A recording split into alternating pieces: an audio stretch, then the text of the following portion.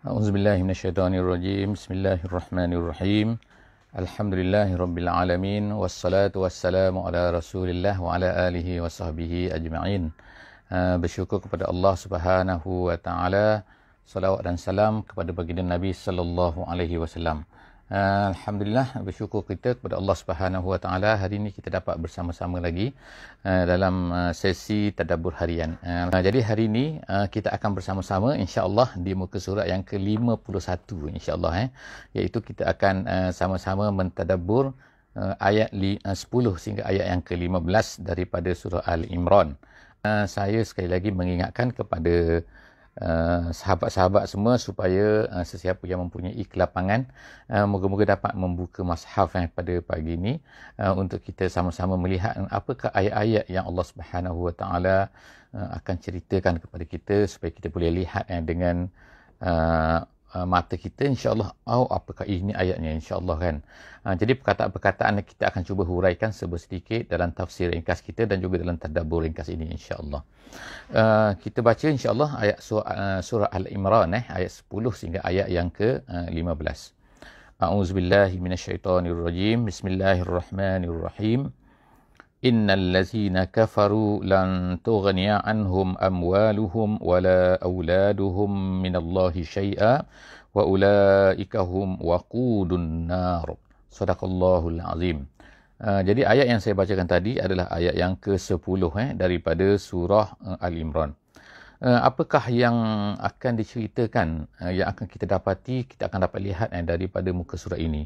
Muka surat ini Allah Subhanahu wa taala akan menceritakan yang pertama sekali dalam ayat yang ke-10 kita akan lihat bahawa yang pertama Allah Subhanahu wa taala menyebutkan sesungguhnya orang-orang yang kafir lan tughniya. Lan situ lan situ.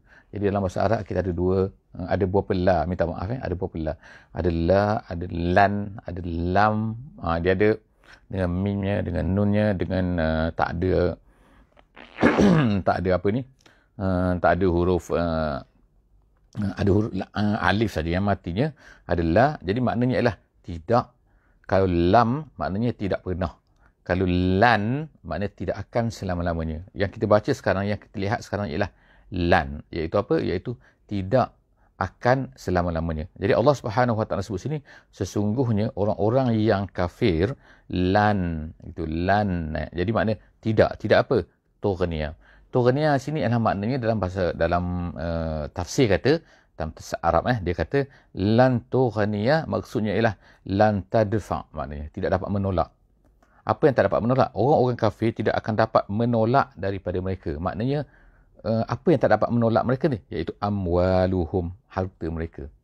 Jadi Allah Subhanahu wa taala sebut sini maknanya kalau orang Islam pun sama juga iaitu Tapi Allah Subhanahu wa taala sebut kat sini kerana orang kafir lah yang jelas Yang jelas bahawa Allah Subhanahu wa taala akan menyeksa mereka, akan memberikan balasan kepada mereka. Yang jelasnya orang kafir. Jadi Allah Subhanahu wa taala kemungkinan Allah Taala sebut sini orang kafir itu mempunyai kekayaan, ada juga orang kafir yang miskin kan. Tapi kadang-kadang orang yang kaya dia akan memikirkan bahawa harta mereka itu akan dapat menolak mereka daripada apa? Minallah. Minallah sini ialah min azabillah. Bukan daripada Allah tu, daripada Allah, tapi daripada azab Allah.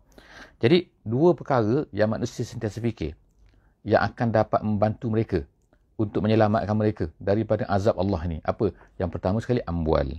Yang kedua auladuhum. Allah Taala kata iaitu anak-anak mereka. Jadi anak-anak sini boleh luas makna dia. Anak-anak ni mungkin adalah ertinya adalah iaitu penyokong-penyokong mereka. Mungkin juga maknanya adalah apa? Iaitu orang-orang yang pembantu-pembantu mereka. Jadi dalam dunia ni kita tengok kan, kalau zaman orang Arab dululah, kalau aulad ni anak-anak ni ertinya apa? Anak-anak mereka yang akan mendefendkan mereka. Kalau orang ramai anak tu, anak lelaki lah khususnya kan, maka anak lelaki itulah yang akan, bila ramai anak dia, ramai saudara mara dia, ramai cucu-cucu dia, maka dia akan mendefend kan. Jadi itu tabiat manusia kan, bentuk manusia kan. Itu zaman dulu. Kalau zaman sekarang ni penyokong-penyokong, ramai penyokong-penyokong dia. Jadi manusia ni akan fikir apa? Kalau ramai banyak harta, dan kemudian kalau ramai penyokong-penyokong dia, pembantu-pembantu dia, jadi dia akan rasa bahawa dia ni selamat. Jadi Allah Ta'ala sebutkan semua tu langsung. Tengoklah, kita tengok kan, kalau mati pun tak ke mana. Dan kalau seorang tu, kalau walaupun kaya bagaimanapun, walaupun ramai penyokong macam mana pun, kalau dia Allah Ta'ala kata mati, tak ada siapa yang boleh menyelamatkan dia. Doktor macam mana hebat pun, takkan ada yang boleh menyelamatkan dia. Jadi Allah Ta'ala sebut sini, jaga-jaga. Orang kafir, jaga-jaga kan. Jangan kamu ingat bila kamu ni banyak harta, bila kamu ni ramai penyokong-penyokong, ramai anak-anak, maka itu akan dapat menolak, perkara itu dapat menolak azab Allah Subhanahu Wa Ta'ala. Tak ada guna satu sen pun kan. Allah Ta'ala kata syai'ah. Syai'ah ni kalau kita kata zaman moden ni, satu sen pun. Satu sen sedikit pun kan. Langsung tak ada kan. Jadi Allah Ta'ala kata wa ulaika hum waqudun nar. Bahkan dahsyat lagi Allah Ta'ala kata mereka ini akan menjadi waqud. Waqud dia ada wukud, dia ada waqud, dia ada. Jadi waqud ni artinya apa? Iaitu satu benda yang dibakar dengannya. Iaitu bukan sekadar mereka itu dibakar, tapi mereka itu akan menjadi bahan bakar. Nak menunjukkan dahsyatnya kan. Azab yang akan dikenakan oleh Allah Subhanahu Wa Ta'ala kepada orang kafir ini, dan langsung tak akan dapat menolak harta mereka dan tu. Jadi oleh kerana tu manusia ni atas dunia ni kalau sibuk cari harta sahaja, bukan kerana Allah Subhanahu Wa Ta'ala, sibuk mencari penyokong sahaja, bukan kerana Allah Ta'ala, perkara tu langsung tak akan dapat mendefendkan mereka daripada azab Allah Subhanahu Wa Ta'ala. Jadi sepatutnya kita ni apa? Kena cari pahala untuk menjadikan kita ni dapat mendefendkan daripada azab Allah Subhanahu Wa Ta'ala. Banyak pahala boleh selamat. Tak ada pahala, walaupun ramai penyokong, banyak harta, langsung tak selamat. Allah Subhanahu Wa Ta'ala kata kadak bi ali Fir'aun. Allah Ta'ala buat contoh sini. Kadak bi itu ialah seperti ka'adah. Iaitu Allah Ta'ala nak ceritakan, iaitu adatuhum. Kadak bi ali, iaitu ka'adati ali. Iaitu samalah seperti macam ni kan. Perkara macam ni Allah Ta'ala sebut sebagai contohnya, iaitu apa? Seperti keluarga Fir'aun. Keluarga Fir'aun makna Fir'aun dan juga geng-geng dia lah kan. Pendokong-pendokong dia, penolong-penolong dia, orang-orang yang bersama dengan dia. Bukan makna keluarga tu makna semua sekali, tak. Ada Asiah kan, kita tahu kan, bahawa Asiah tu, dia tu isteri Fir'aun, tapi dia tu adalah yang bersama dengan Islam. Tapi makna sini orang penyokong-penyokong dia. Jadi Allah Ta'ala sebut Ali Fir'aun. Itu kadak bi Ali Fir'aun, keluarga Fir'aun, iaitu orang yang bersama dengan dia, bersama dengan Fir'aun, penyokong-penyokong dia, wallazina min qablihim, dan juga orang-orang yang sebelum daripadanya. Sebelum daripada Fir'aun tu siapa? Iaitu seperti Ad, seperti Samud. Itu ahli tafsir kata. Nak kata apa? Bahawa mereka semua ni kan, mereka semua ni apa? Samalah. Iaitu apa? Kazzabu bi ayatina. Allah Ta'ala sebut kan. Kazzabu. Allah Ta'ala sebut benda ni kan. Iaitu Allah Ta'ala kepatuhan kepada Nabi Muhammad SAW, kepada kita juga kan. Untuk nak cerita kepada kita juga kan. Bahawa apa? Bahawa sekarang ni kalau kita dah cerita Islam kepada orang-orang ni, tapi mereka kafir juga kan. Mereka tak nak terima juga. Tapi syarat tu, ingat syarat tu ialah kita cerita Islam kepada mereka. Maknanya dakwah dah disampaikan. Ini tanggungjawab kita sekarang ni kan. Sama ada dakwah ni disampaikan atau tidak, itulah masalahnya kan. Jadi kalaulah mereka ni mendustai orang kafir pada hari ni kan, kalaulah mereka mendustai selepas kita dah beritahu bi ayatina fa akhazahumullahu bi zunubihim. Allah Ta'ala kata Allah akan ambil mereka ni dengan dosa-dosa mereka. Dengan kejahatan-kejahatan mereka. Ambil tu apa? Ambil tu akan menyeksa mereka, akan menjatuhkan azab kepada mereka, menjatuhkan balasan kepada mereka tu kan. Jadi dengan apa? Dengan sebab dosa mereka tu. Allah Ta'ala sebut sini bukan dosa sebab apa? Nak kaitkan bahawa bukan Allah Ta'ala nak balas mereka saja suka-suka kan. Nak membalas mereka ni kan. Tak. Tetapi kerana dosa-dosa yang telah mereka lakukan. Dosa yang paling besar tu apa? Kazzabu bi ayatina. Mereka mendustai. Orang dah cerita, dah tak dengar juga. Kemudian Allah kata, wallahu syadidul iqab. Allah Ta'ala ni sangat-sangat bersangatan balasannya. Iqab dia kan. Balasan daripadanya sangat-sangat dahsyat. Kemudian, kullil lazina kafaru satughlabuna wa tuhsyaruna ila jahannam wa bi'sal mihad. Ayat ini diturunkan oleh Allah Subhanahu Wa Ta'ala ketika orang Islam balik daripada perang Badar. Dalam peperangan Badar ni dahsyat iaitu kita kata apa kan? Dahsyat apa? Dari segi pertimbangan bilangannya memang tak balance. Orang Islam 313, orang kafir 1000. Jadi bila mereka balik, dah tiba-tiba mereka menang dengan orang Islam. Kalau kita kira masa tu lah kan apa ni, kita akan cerita dalam ayat selepas daripada ni. Kalau ikutnya macam dari segi balance tak balance, tapi tiba-tiba menang. Jadi bila mereka menang, mereka sangat gembira. Orang Islam kan, mereka rasa betul-betul pertolongan daripada Allah Subhanahu Wa Ta'ala diturunkan kepada mereka. Jadi mereka balik ke Madinah. Badar ni jauh sikit daripada Madinah kan. Mereka balik ke Madinah dengan gembiranya. Orang Madinah pada masa tu tak tahu lagi lah mula-mula kan. Tapi bila dah Nabi SAW hantar utusan lah beritahu kan. Itu biasalah adat biasa pada masa tu. Kalau dah menang, dah apa-apa berita, maka dia akan hantar orang yang akan berkuda, yang akan memberitahu. Jadi orang-orang Madinah ni kan akan seronok lah kan nak menyambut kedatangan lah kan. Jadi mereka pun sampai ke Madinah. Bila sampai ke Madinah, jadi Nabi SAW pun beritahulah kepada orang Yahudi dan mengajak mereka kepada Islam. Macam biasalah kan maknanya kan. Kita tengok kan maknanya tahun kedua. Maknanya setiap kali apa-apa saja Nabi SAW akan mengajak orang Yahudi ni kepada Islam. Datanglah kepada Islam, kembali kepada sekarang apa yang berlaku kan dan sebagainya. Kami dah menang semua. Apa kata orang Yahudi? Bila dah menang di Badar ni, mereka kata, dia kata, Muhammad ini dia berperang lawan dengan orang Quraisy. Boleh lah. Orang Quraisy tu bukannya pandai berperang. Dia guna ada istilah dia kan. Istilah khusus dia kata, betul-betul lemah tu, geng-geng lemah semua tu orang itu orang Yahudi kata.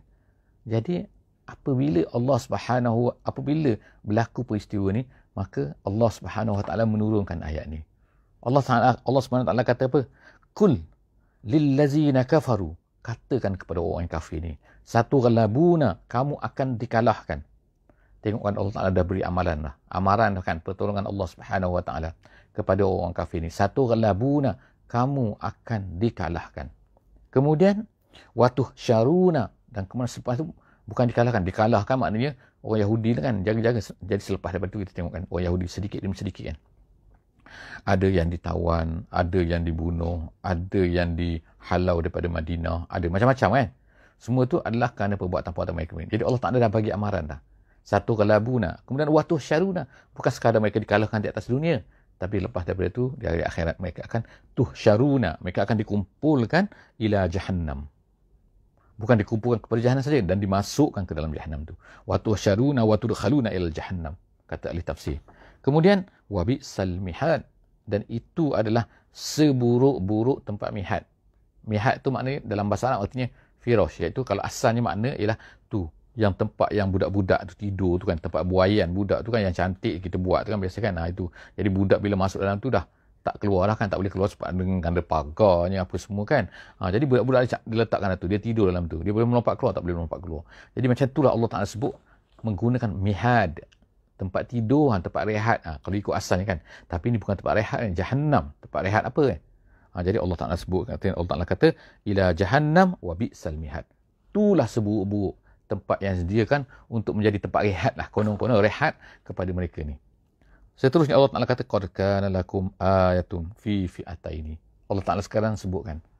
Tadi kita kata Allah Ta'ala starting kan dengan cerita pasal orang kafir Yahudi ni yang kata bahawa orang Mekah tu tak adalah orang lemah-lemah itu, bolehlah kalah, cuba lawan kita. Dia kata orang Mekah ni mana pandai berperang. Jadi Allah Ta'ala sebutkan sekarang apa kehadiran pertolongan Allah Subhanahu Wa Taala dalam peperangan Badar tu.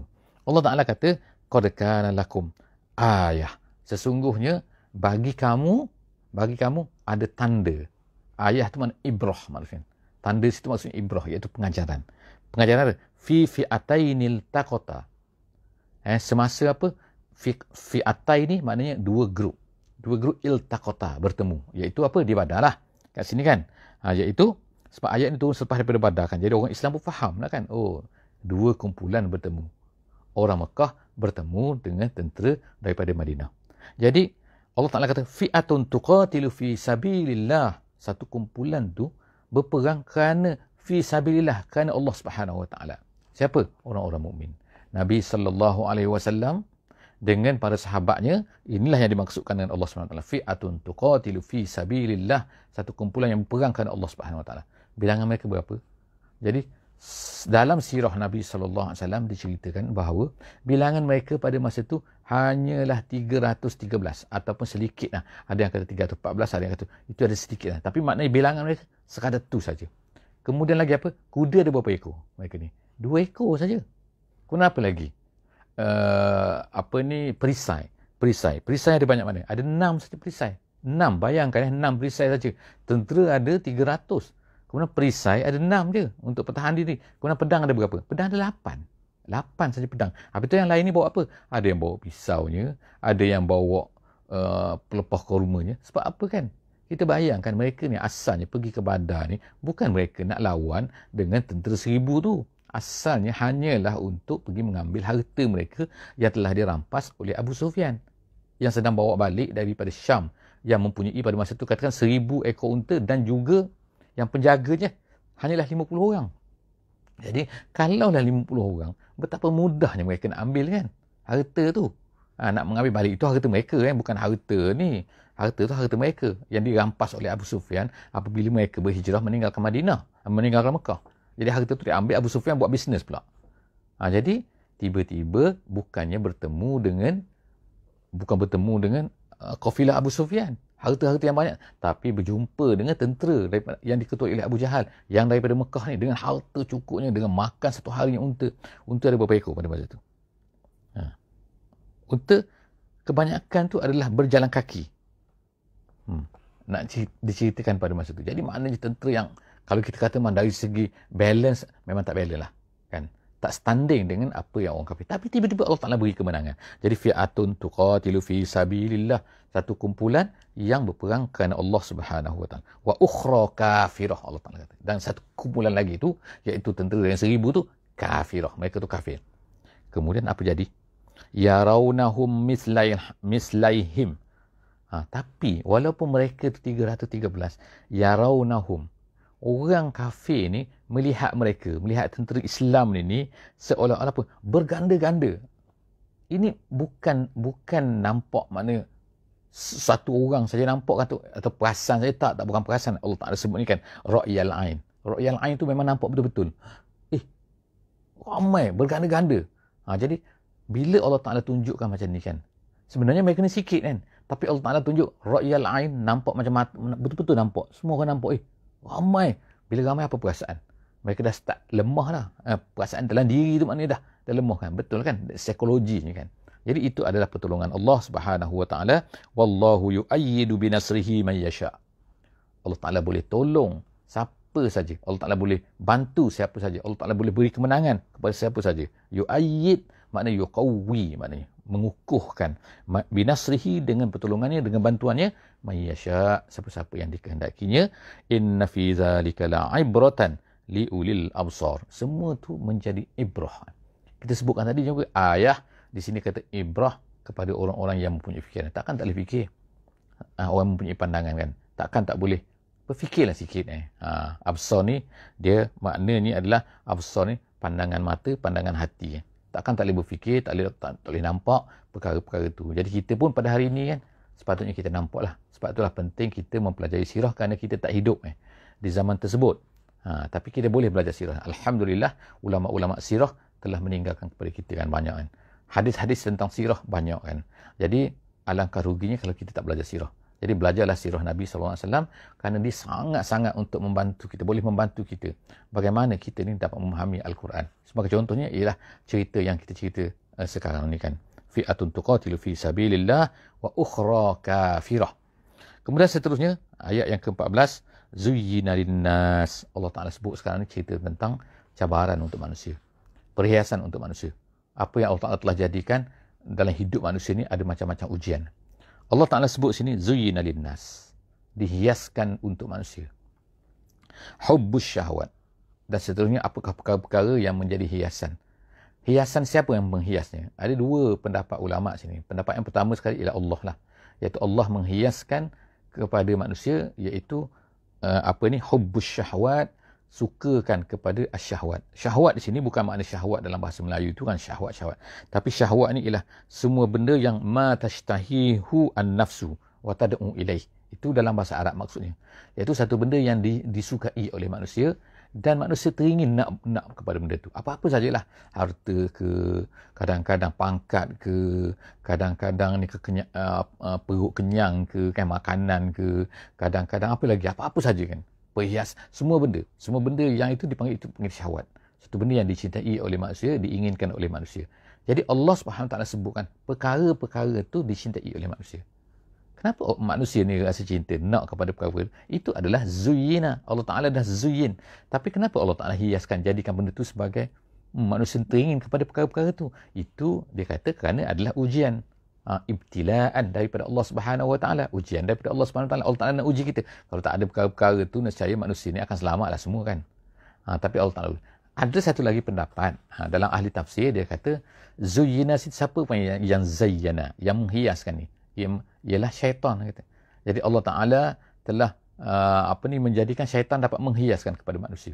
Jadi nampak macam cantik, nampak macam lawa. Jadi manusia pun teringin kepada benda-benda tu. Semua tu adalah merupakan hiasan yang dihiaskan oleh syaitan kepada manusia. Jadi dua situ kan. Tapi yang popularnya ialah Allah Ta'ala menjadikan itu sebagai pilihan untuk menguji manusia. Zuyyina linnas hubbus syahwat. Disukakan kepada syahwat. Yang kita sebut tadi, makna syahwat ialah bukan makna bahasa Melayu tu. Kemudian minan nisa'i. Yang pertama sekali ialah dari segi jantina. Allah Ta'ala sebut sini perempuan. Maksudnya untuk lelaki lah kan. Perempuan. Jadi kalau perempuan pula lelaki. Itu maknanya jantina. Ada lelaki, ada perempuan. Ada sebab dia. Tapi kita tengok kan bahawa manusia ni kan, dia akan teringin. Tak kira. Bukan mesti maknanya hubungan saja. Kadang-kadang dia suka. Kalau perempuan dia suka. Kalau perempuan dia suka lelaki. Kan? Dia tak suka sama jantina. Ada juga yang suka sama jantina. Itu pelik sikit lah kan. Itu kata-kata tak normal kan. Tapi maknanya sini lah ada perasaan suka kepada perempuan, ada suka kepada lelaki tu. Dari segi jantinanya. Itu nombor satu kan. Nombor satu. Allah Ta'ala kata hubbus syahwat minan nisa. Kemudian wal banin. Anak-anak. Anak-anak ni maknanya ialah dapat anaknya, cucu. Suka kan.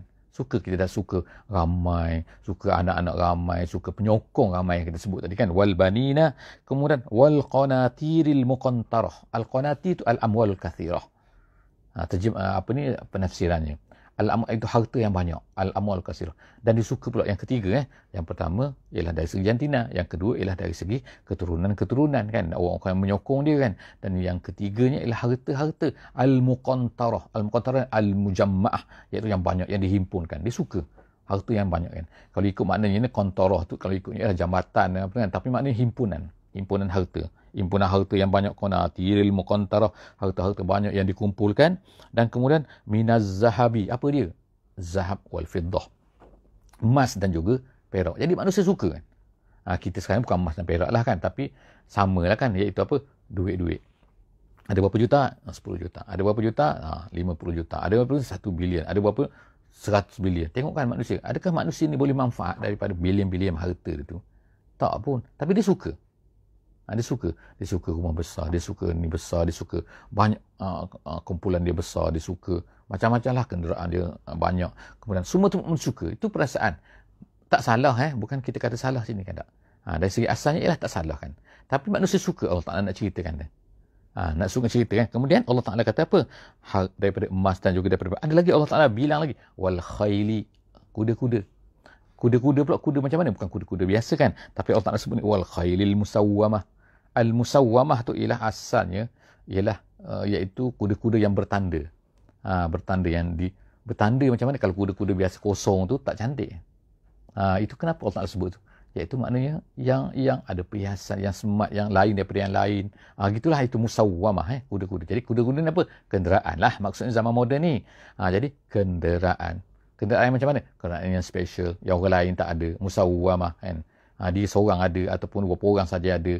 Di negara ni ataupun mahal-mahal dan sebagainya lah. Wal khailil musawwamah wal an'ami. Wal an'am tu makna binatang ternak. Untanya. Kemudian ini zaman dulu zaman dulu maknanya itulah kan. Tahu zaman sekarang ni tak tahu kita katakan harta-harta kan dalam bentuk harta apa kan. Dalam harta tanah ke, properti dia banyak ke, bangunan dia banyak ke, ni dia punya kan. Contohnya ini kapal terbang jet ni, dia punya. Contohnya wal an'ami wal harsti. Harsti itu ialah tanah ladang. Ni tanah ni dia ada. Ni tanah ni, kebun ni ada banyak. Itu sebagai contoh kan. Zalika. Kemudian Allah Ta'ala sebut kan. Last sekali apa Allah Ta'ala sebut kan. Zalika, semua tu kan. Dengan perempuannya, dengan hartanya, dengan tanamannya, dengan semua tu adalah zalika mata'ul hayatid dunya. Allah Ta'ala kata. Kena faham sikit kita bahawa semua tu adalah mata'ul hayatid dunya. Itu adalah keseronokan saja. Keseronokan hidup dunia. Maknanya dari segi nilai di sisi Allah SWT tidak ada. Kalau tidak digunakan untuk fisabilillah, untuk jalan Allah Subhanahu Wa Taala, kerana Allah Subhanahu Wa Taala dimanfaatkan benda-benda tadi itu untuk Allah Subhanahu Wa Taala, maka tak ada satu sen pun pahala untuk dia kan. Kenapa? Itu seronok kan. Seronok tu maksud mata' situ ialah mata' tu kan apa? Kullu ma yatamatta'u bihi summa yufni. Satu benda yang mana kita dapat seronok, kemudian lepas tu hilang benda tu kan. Benda tu tak ada nilai lagi kan. Itu maksud mata'. Yang mana manusia tu berseronok saja. Jadi mata'ul hayatid dunia untuk kehidupan dunia saja. Di akhirat langsung tak ada apa. Wallahu indahu husnul ma'ad. Allah Ta'ala kata, sedangkan bagi Allah Subhanahu Wa Ta'ala ni husnul ma'ab, husnul marja', iaitu tempat kembali yang lebih baik, yang baik. Jadi artinya apa Allah Ta'ala sebut tu kan, yang dunia ni tak salah, tapi ingat kena ingat kan, di sana ada tempat yang terbaik yang disediakan oleh Allah Subhanahu Wa Ta'ala. Lebih daripada itu tadi, ya lebih daripada itu lagi. Tapi adakah kita akan dapat yang lebih tu? Kalau kita gunakan apa yang ada pada kita ni, harta kitanya, anak-anak kitanya, isteri-isteri kitanya, dan lagi apa lagi, harta-harta kitanya, tanah-tanah kitanya, kenderaan kitanya, harta-harta an'am wal haras tadi tu, semua tu kalau untukkan Allah Subhanahu Wa Ta'ala untuk mendapat pahala, mencari pahala dengannya, maka kita akan dapat. Kalau tak, dia akan jadi hanya mata'ul hayatid dunia. Kita seronok hidup atas dunia lagi. Dan kemungkinan maka Allah Ta'ala akan banyak tanya kita. Kan? Kenapa kan? Kerana bila orang banyak harta, dia akan banyak ditanya oleh Allah Subhanahu Wa Ta'ala. Seterusnya, insya-Allah ayat yang terakhir, ayat yang ke-15 dalam surah Ali Imran kita pada pagi ini ialah Allah Subhanahu Wa Ta'ala kata, "Qul a'unabbi'ukum bi khairin min dzalikum."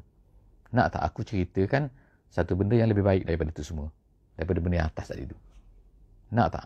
Nak sini, tanya sini ialah bukan makna a'unabbi'ukum tu nak tanya, nak beritahu, tak, bukan nak tahu.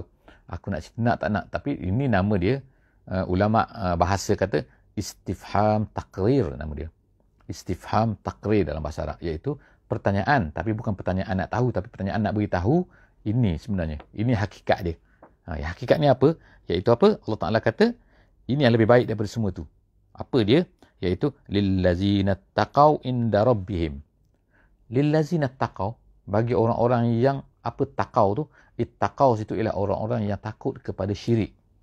Kata tafsir jalan lain, dia kata orang-orang yang takut kepada syirik, lillazina taqaw, ittaqaw asyirka.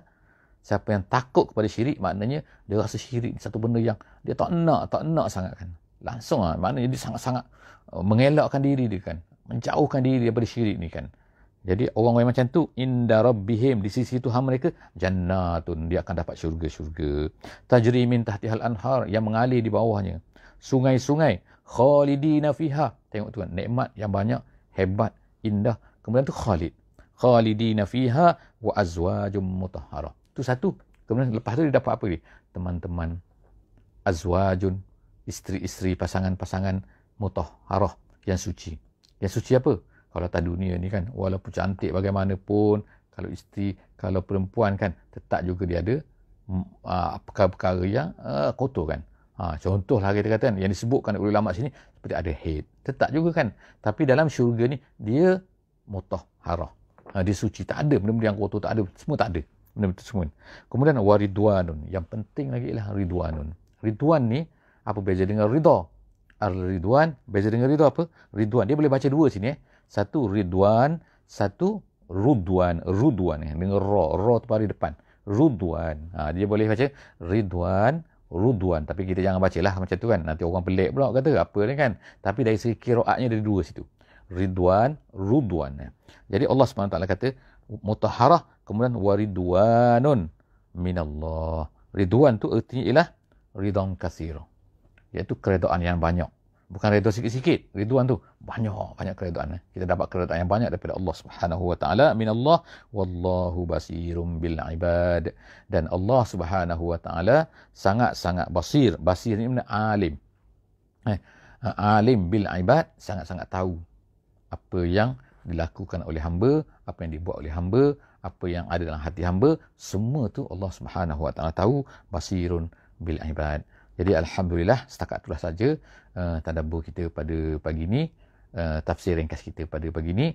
Moga-moga Allah Subhanahu Wa Taala akan jumpakan lagi kita insya-Allah ke surat yang ke-52 daripada ayat yang ke-16 surah Al-Imran insya-Allah. Jumpa lagi. Aku qauli hadza wa astaghfirullahal azim li wa lakum. Jangan lupa insya-Allah untuk share, untuk like, untuk komen insya-Allah kan, dan untuk yang penting untuk sebarkan kepada semua sahabat-sahabat yang lain yang tidak melihat ni, masukkan ke dalam Facebook you all semua, masukkan ke dalam Telegram, masukkan ke dalam WhatsApp semua kan, link kita ni insya-Allah. Moga-moga kita akan dapat pahala apabila ada orang tengok kan, orang tengok, orang tekan, insya-Allah kita akan dapat pahala.